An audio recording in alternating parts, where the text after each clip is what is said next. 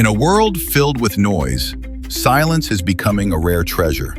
We chase words, arguments, opinions, but have you ever stopped and truly listened to silence? Let me share with you a story. Many years ago, in a small Zen monastery nestled in the mountains of Japan, there lived a young monk who was eager to learn the ways of the enlightened. Every day he would ask the master questions. What is truth? What is the meaning of life? How can I find peace? And every day, the master would simply smile and remain silent. Frustrated, the young monk once demanded, "Why won't you answer me? Don't you care about my growth?" The master slowly turned to him and gently said, "Only in silence will you hear the truth echo back." That moment changed everything. You see, silence is not the absence of sound. Silence is the presence of everything else: clarity, awareness, peace. It is in silence where we begin to understand the nature of our own mind. Not the busy, loud thoughts that rush through, but the quiet stillness beneath them. When I first came to the monastery as a young man, I too believed that wisdom was hidden in books or delivered in long, poetic lectures.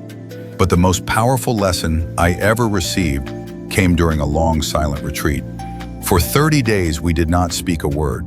At first, the silence was deafening. My thoughts screamed. My fears danced. But then, on the 10th day, I heard something. Not with my ears, but with my heart.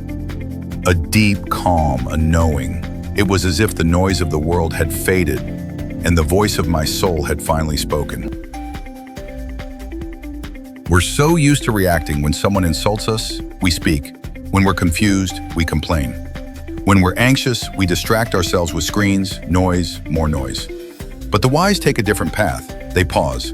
They observe. They allow silence to speak before their voice does. And that, my friend, is the power of silence. Ask yourself, when was the last time you sat in silence, not scrolling, not thinking, just being?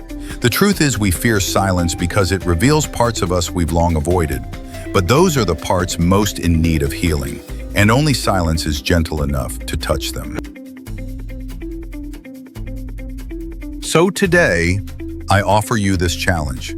Spend just 10 minutes, no phone, no music, no distractions. Sit in silence. Listen, not with your ears, but with your soul. You might be surprised by what you hear. Remember, the loudest answers in life are often whispered. You just need the silence to hear them.